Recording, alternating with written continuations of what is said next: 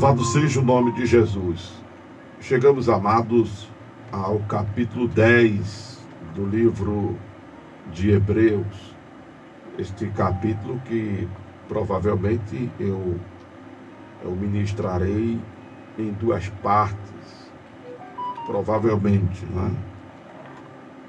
Não só porque ele tem 39 versículos, mas pela vastidão do conteúdo e os seus pormenores, seus detalhes. Porque nesse capítulo 10 nós temos exatamente uma descrição de como era feito o ritual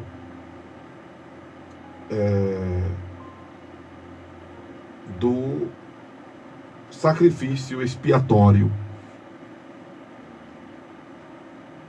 Lembrando que a palavra expiação no Velho Testamento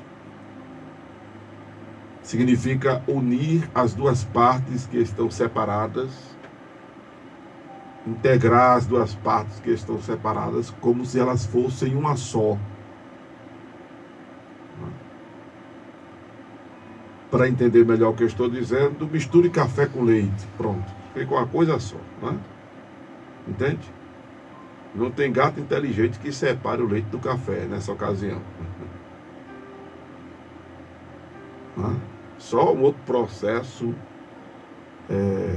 químico, se é que exista, para fazer essa decantação do leite com café depois de separado. Como existe o processo da dessalinização, que é tirar o sal, né, da água do mar, tornando-a potável. Né? Então, esse processo químico faz isso. Pois bem, isso é só para dar um exemplo do que é expiação. Como é feito esse processo, o resultado do processo, né? De unir as partes que estavam distantes, tornando-as uma só. Aí Paulo diz, em outro momento, ele falando: vivo não mais eu, mas Cristo vive em mim. Jesus também disse que Ele é um conosco, como Ele é um com o Pai, quer que nós sejamos um entre nós. Louvado seja Deus. Então a ideia é essa integração, essa união indissolúvel.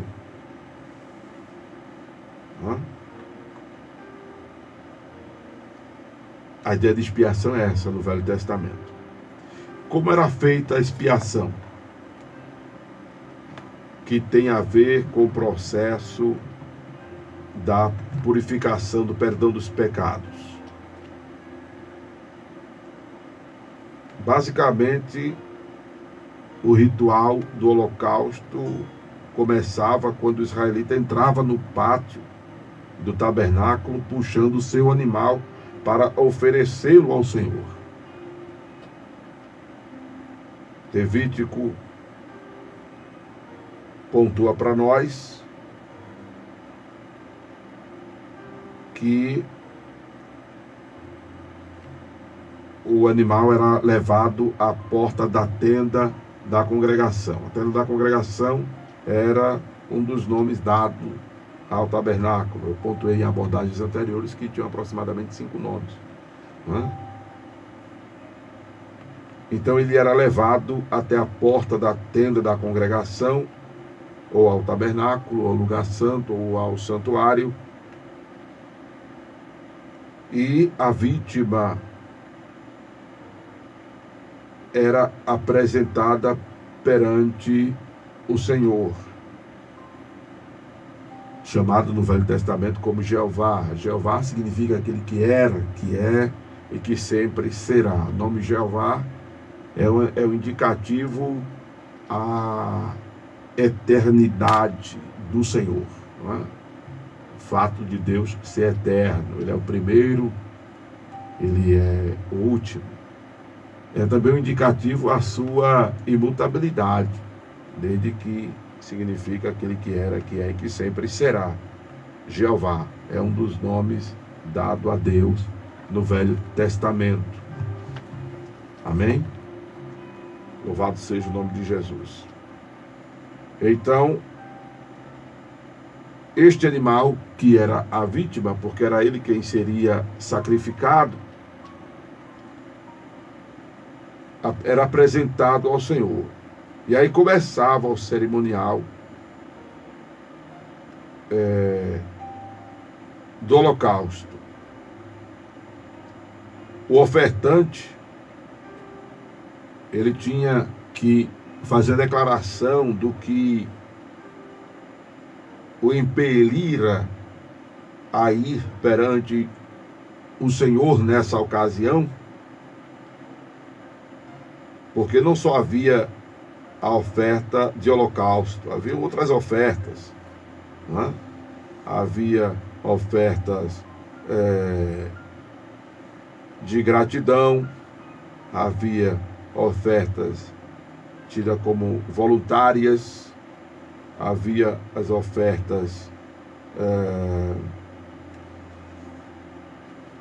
pela culpa, havia vários movimentos de oferta, cada uma com um significado, cada uma com a motivação, cada uma com um propósito. A da expiação tinha esse movimento. O ofertante chegava com o seu animal à porta do tabernáculo, dizendo o motivo de ter ido até o tabernáculo na ocasião. E essa oferta era a mais sublime. Por quê? Porque apontava para o perdão do pecado do ofertante, para a expiação do pecado da vida do ofertante. Não é? E o perdão dos pecados é tudo. Amém? A importância do perdão dos pecados é tudo. Lembro-me quando Jesus estava em Cafarnaum e 4 homens observaram o paralítico, eram amigos dele, pegaram o paralítico, levaram até a casa onde Jesus estava ensinando a palavra de Deus. E os evangelistas narram que havia uma multidão, eram tantas pessoas que não podiam passar pela porta, e subiram ao telhado daquela casa onde Jesus estava e desceram o paralítico no ponto correspondente em que estava Jesus. Quando desceram o paralítico, Jesus olha para o paralítico, porque os amigos queriam que o paralítico fosse curado. Aí Jesus olha para os amigos do paralítico também e diz ao paralítico: filho, perdoados estão os teus pecados. Os homens levaram aquele homem ali para ele ser curado da paralisia, mas Jesus cuidou de logo perdoar os seus pecados. E aí continua, e a gente vai ver a importância disso, não é? Adiante. Porque quando Jesus diz isso, os fariseus, escribas, estavam dentro da casa, em seus corações, em suas mentes. Tenho pontuado sempre aqui que o coração, segundo a anatomia de Jesus, está na cabeça. Eles disseram: quem é este que diz blasfêmia? Só quem pode perdoar pecado é Deus. Aí Jesus diz: por que arrazoais em vossos corações? Dizendo isso, para que vocês saibam que o Filho do Homem tem poder na terra, aleluia, para perdoar pecados. Paralítico, Não, aí Jesus antes pergunta, que é mais fácil dizer, perdoa os teus pecados, ou levanta e anda? É mais fácil. É mais fácil dizer, perdoa os teus pecados, ninguém está vendo. Né? Qual é o processo? Não é verdade? Ninguém está vendo a remoção da mácula. Não é verdade, irmãos? Ninguém está vendo o espírito sendo alvejado. Não é? Ninguém está vendo o espírito está sendo purificado, está sendo limpo. Sem tirar da sujeira, sem tirar da mácula, ninguém está vendo. Então é mais fácil dizer, perdoados estão os teus pecados. Ou dizer, paralítico, levanta e anda. Vai que o caba não levante. Vai que o caba não ande. E aí? O vexame vai ser grande, né? A vergonha vai ser grande. Pois bem, para quem saibais que o Filho do Homem tem poder na terra para perdoar os pecados, paralítico, levanta e anda. Aleluia. E o homem se levantou e andou. Oh, glória a Jesus.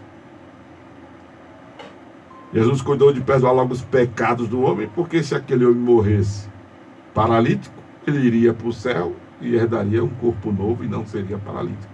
Porque no céu, estava dizendo em um sepultamento que fiz antes deste dia, no céu não haverá doença, não haverá pranto, não haverá choro, não haverá dor.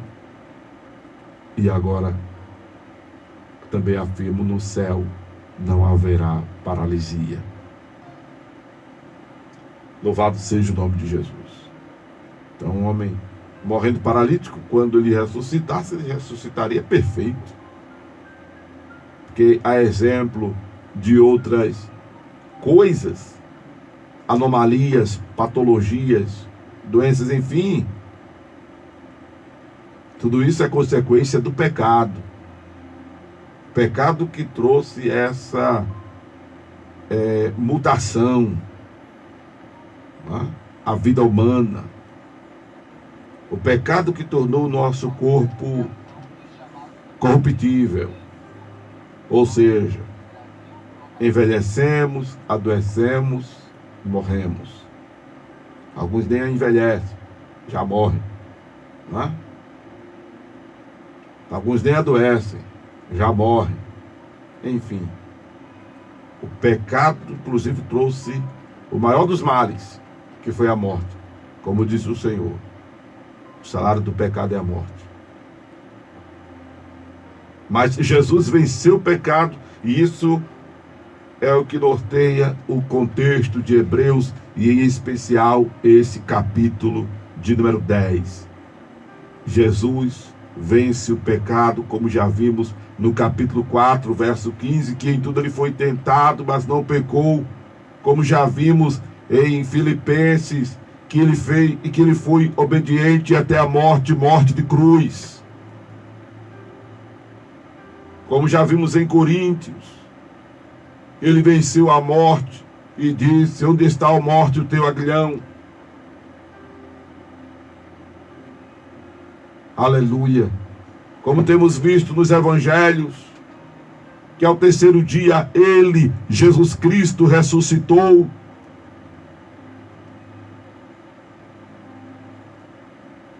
Louvado seja o nome de Jesus. E é por essas e tantas outras razões, amados, que Jesus Cristo deve ser adorado, deve ser louvado, deve ser comunicado, anunciado. Devemos levar o nome de Jesus, é a sua história, a sua vida, o seu sacrifício. Aleluia. É por isso que devemos tornar Jesus Cristo conhecido, porque foi exatamente a sua morte que garantiu para nós a redenção, o perdão dos pecados, a salvação, a vida eterna. Se Jesus não tivesse morrido, não haveria perdão de pecados. Se Jesus não tivesse morrido, não haveria salvação. Não teria esse negócio de nome escrito no livro da vida, não teria esse negócio do Espírito Santo habitando em nós. Se Jesus não tivesse morrido e ressuscitado, não teria cura para as enfermidades. Em suma, diz Paulo aos Coríntios, vã seria a nossa pregação e a nossa fé. Nada disso estaria fazendo sentido. Nada disso teria importância se Jesus não tivesse morrido e ressuscitado ao terceiro dia. Por isso que, é claro, é óbvio, como está escrito aqui neste capítulo 10 de Hebreus, acompanha comigo aí, que versículo de número 4. Porque é impossível que o sangue de touros e de bodes tire pecado. Impossível.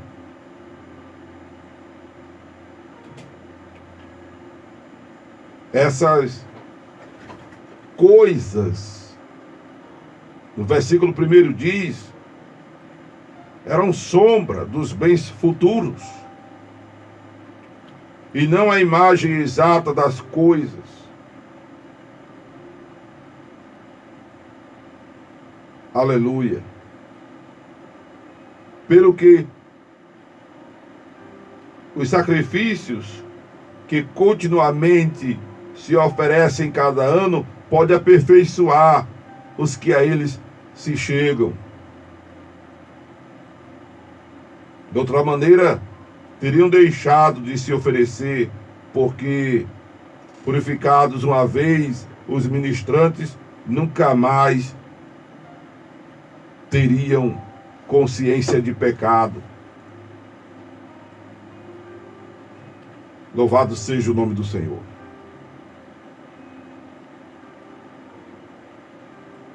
Em outro momento, ainda diz o escritor aos Hebreus,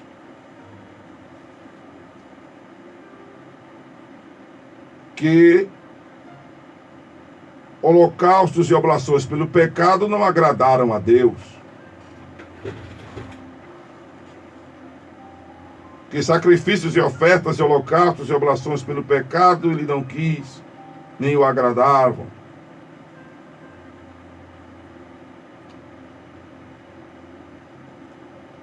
Mas Jesus Cristo, em se referindo a ele, diz o escritor aos Hebreus, pelo que entrando no mundo diz, sacrifício e oferta não quiseste, mas corpo me preparaste. Eu estou lendo assim este capítulo 10, porque eu tenho batido nessa tecla em todos esses capítulos anteriores. É como se eu estivesse fazendo desses primeiros versículos uma revisão, não é?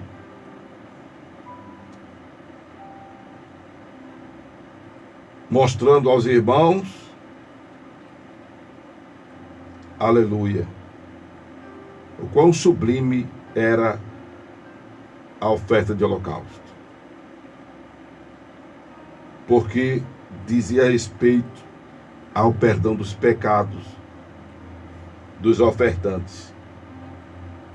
E o perdão dos pecados para nós é tudo. Porque o pecado, diz o profeta Isaías, do Senhor através do profeta, encobre o seu rosto de nós.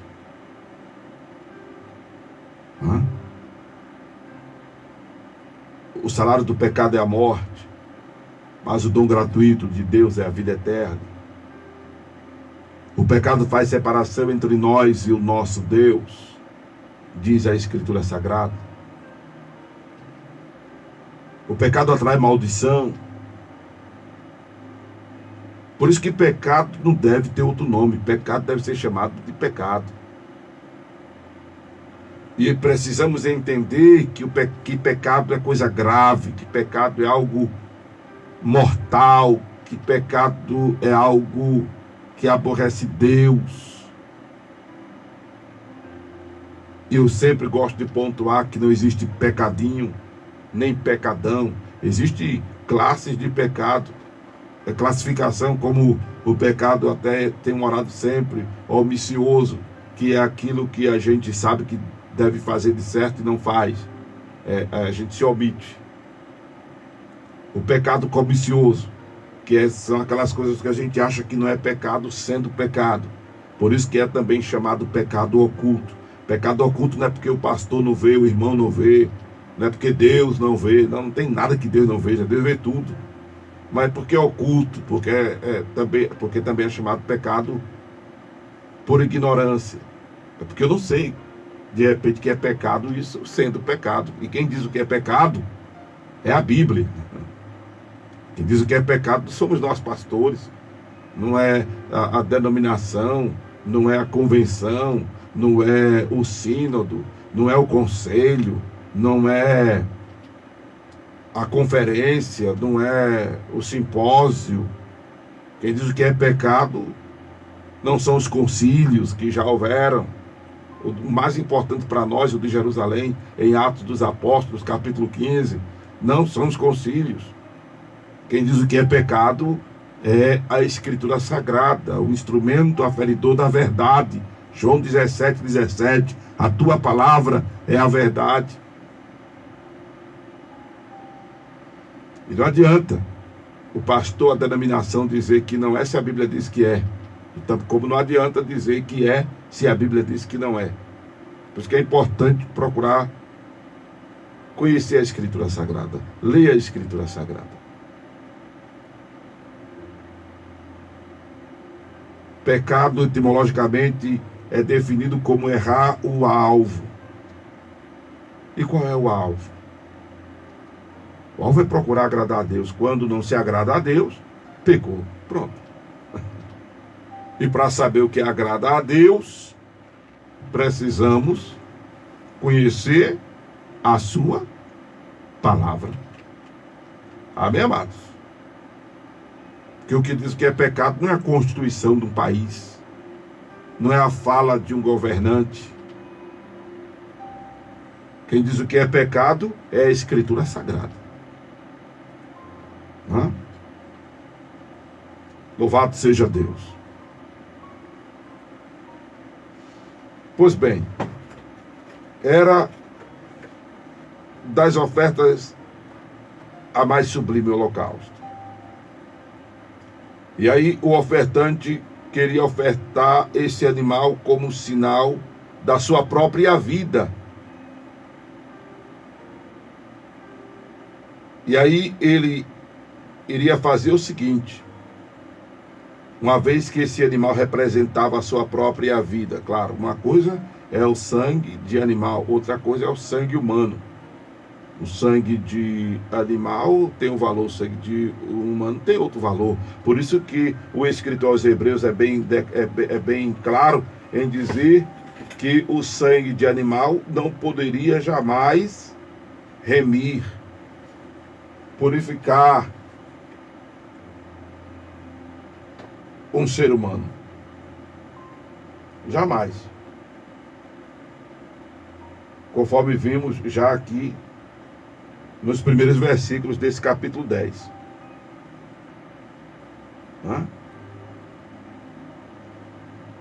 Mas, como as ofertas do Velho Testamento eram como sombra dos bens futuros, usando a fala do escritor aos Hebreus,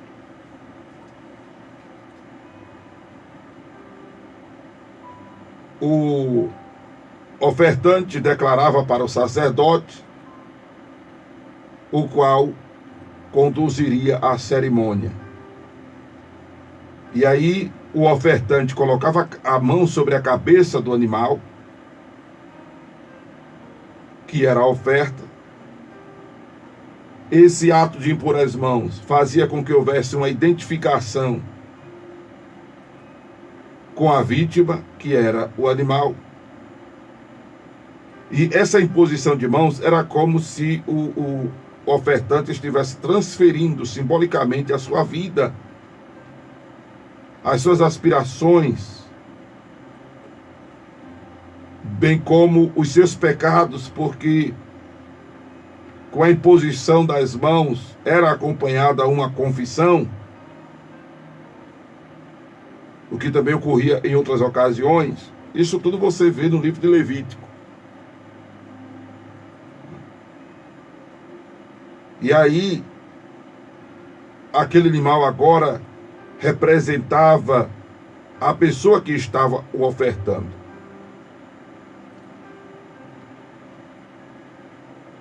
E aí era executada a expiação. É por isso que a morte de Jesus é expiatória. Porque a morte de Jesus foi em nosso lugar. Expiatória, porque o propósito da morte de Jesus, senhoras e senhores, foi exatamente nos unir a Deus. Jesus, diz o escritor, diz o profeta Isaías, ele levou sobre si nossas dores, nossas enfermidades, e pelas suas pisaduras nós fomos sarados. É por isso que hoje, mais do que nunca, em todos os momentos, a confissão a Jesus Cristo é fundamental. Se você percebe toda oração que eu faço, eu começo pedindo perdão. Mas pastor, se eu pecar tanto assim, eu não quero nem saber. Faço das palavras de Paulo as minhas. Na época de Paulo, ele era o principal. Nessa época, o principal dos pecadores sou eu. É necessário pedir perdão sempre. Glória a Deus. E eu quero dizer a você, nesta oportunidade, antes que eu esqueça, que o perdão do Senhor, ele é automático. Ele é imediato. Não existe carência para o perdão divino.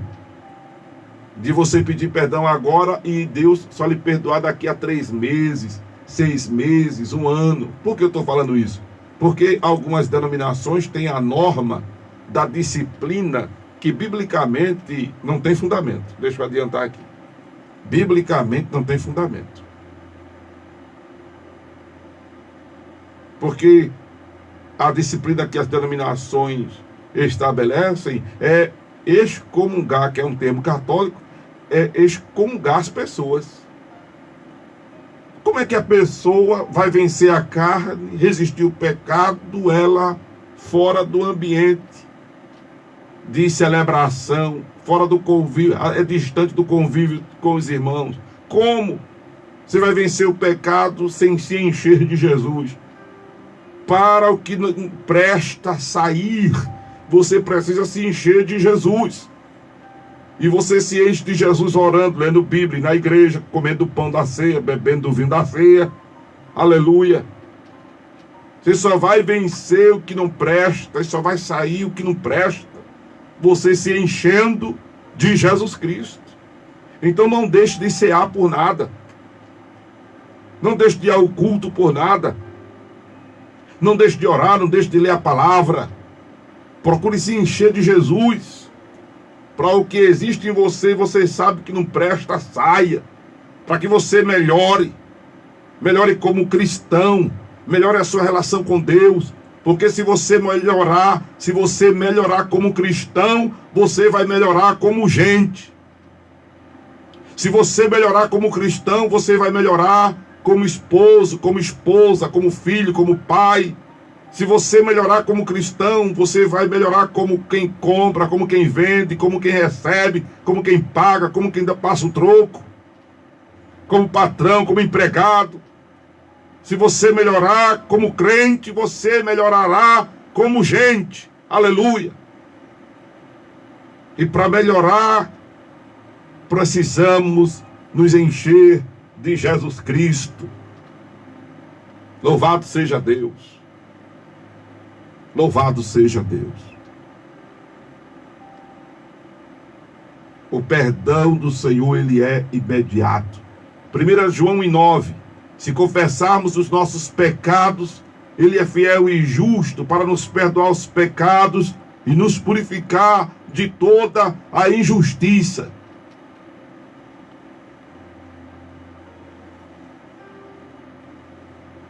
Louvado seja o nome de Jesus. Vamos voltar para Hebreus, né? Vamos voltar para a cerimônia aqui, aleluia, do holocausto. Mas é isso. É a palavra de Deus, irmãos. São essas verdades que precisam ser pregadas nos púlpitos. Primeiro, sobre a gravidade do pecado, para que haja temor nas pessoas. Não é? Porque havendo temor, haverá bênção. Aleluia. Escreve isso aí. Havendo temor, haverá bênção.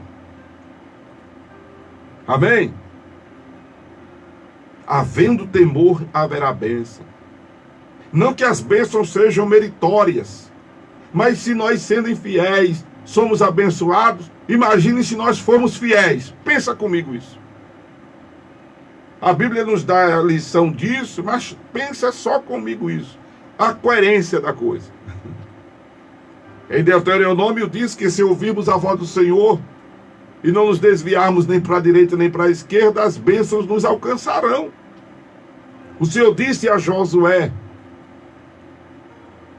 que se ele atentasse para fazer conforme está escrito, ele seria conduzido prudentemente por onde quer que ele andasse, e faria prosperar o seu caminho. São só exemplos de que, se nós cuidarmos de agradar a Deus, seremos mais abençoados do que já somos. Entende, amados? Que se houver temor, haverá bênção. Aleluia. Porque o pessoal está atrás da bênção. Fazer o que aqui? Eu vim atrás da bênção. Irmão, se você andar em temor, a bênção vai lhe alcançar até debaixo da cama. Já ouviu da música A Véia debaixo da cama? Pronto. A bênção vai lhe alcançar debaixo da cama. Aleluia. A bênção vai lhe alcançar onde você estiver. Agora é importante prestar atenção para não entender errado, né? Como uma vez os irmãos que eu pastoreava congregando entenderam errado. Eu disse assim: irmão, para ser abençoado não precisa vir ao templo. No dia não veio quase ninguém. Olha só a graça, né? Porque para ser abençoado, você vai ser abençoado onde você estiver. Você está sendo abençoado agora ouvindo a rádio em casa, ouvindo a rádio no trabalho, assistindo essa live, assistindo este vídeo. O congregar é importante, primeiro porque é um princípio bíblico. Hebreus 10 e 25. Congregar é bíblico. Por isso que nós chamamos você para os cultos, para as celebrações, para o ajuntamento, para que inclusive seja possível a oração com imposição de mãos, para que seja possível a unção com óleo, para que na ceia você possa estar junto para poder comer o pão uma vez sagrado e beber do suco da uva uma vez sagrado, porque não tem como fazer isso, lhe dar o que eu estou consagrando aqui virtualmente, não tem como. Então, congregar é importante, o presencial, a celebração em loco é importante por causa, inclusive, desse calor humano e tantos outros princípios que são instituídos por Deus em sua palavra. É importante entender que os princípios da palavra obedecido atrai bênçãos, como os princípios da palavra transgredido atrai maldição. A gente aprende isso lendo o livro de Jó, o que eu considero o livro dos mais teológicos do Velho Testamento. É lendo Jó que eu aprendi isso. Inclusive foi fazendo as minhas abordagens de Jó aqui na Rádio Tamandaré, na minha primeira edição, em meados de 2001 a 2007. Louvado seja o nome de Jesus. Princípios bíblicos, verdades bíblicas, aí são irrevogáveis, são atemporais. Se você os vive, o Deus que vela sobre a palavra dele para a cumprir, aleluia, escreve embaixo, assina embaixo. Porque eu já disse e volto a dizer, Deus não tem responsabilidade nenhuma com a vida de ninguém. A vida é sua, cuide de preservá-la. Preste atenção às suas escolhas, às suas tomadas de decisões. Enfim, a responsabilidade é sua. Você querendo ou não, a responsabilidade é sua. E Deus não tem responsabilidade com a vida de ninguém.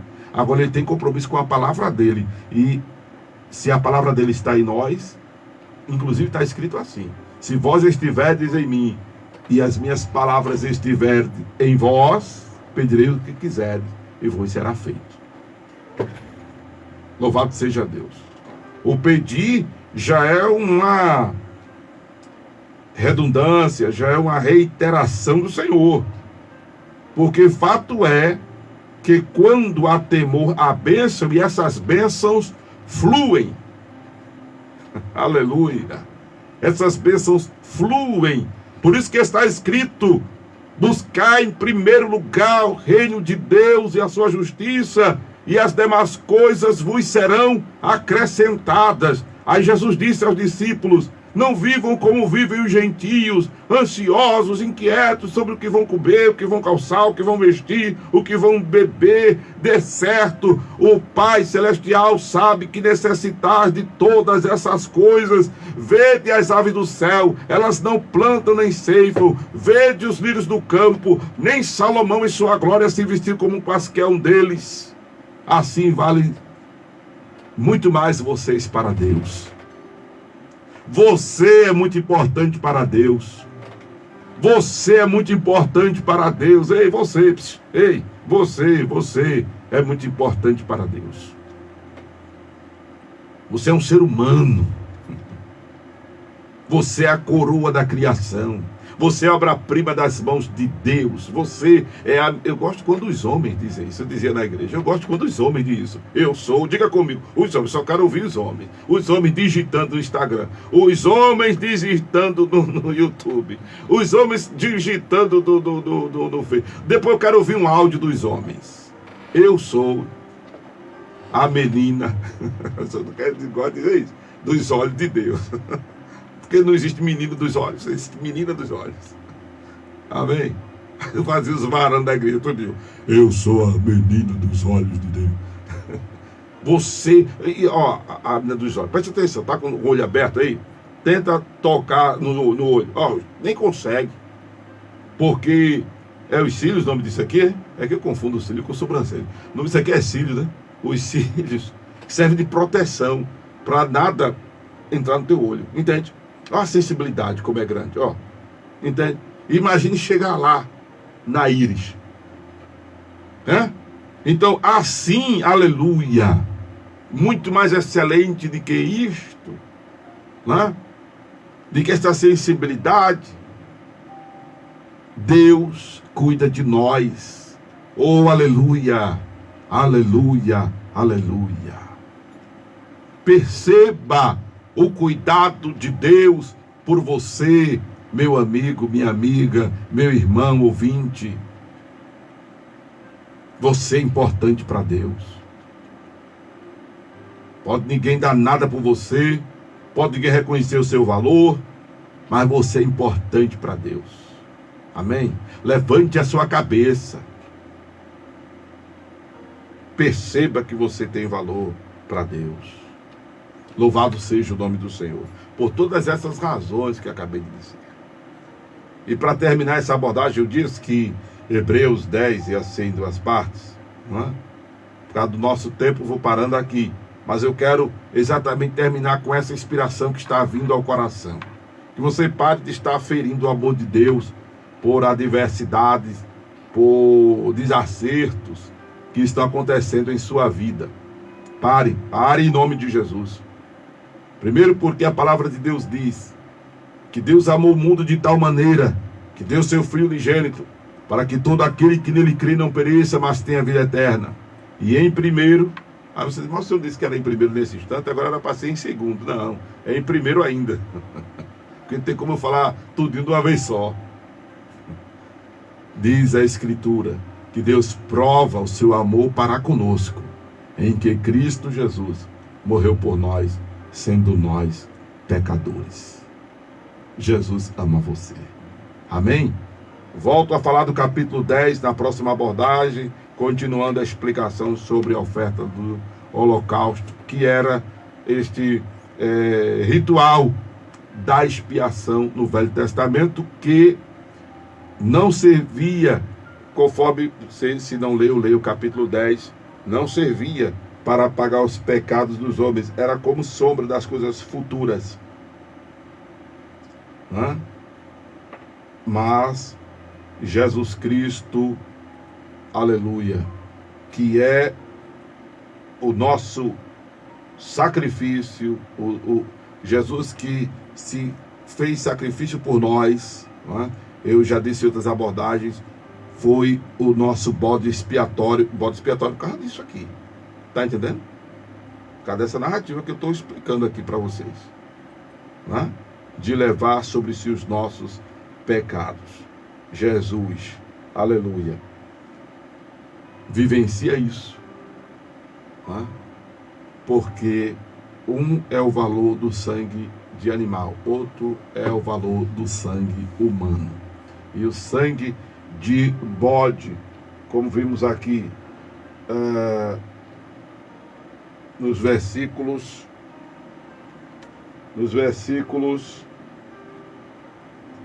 sacrifício, pronto, versículo 4, sangue de touros e de bodes é impossível que tire pecado, mas o sangue de Jesus, aleluia,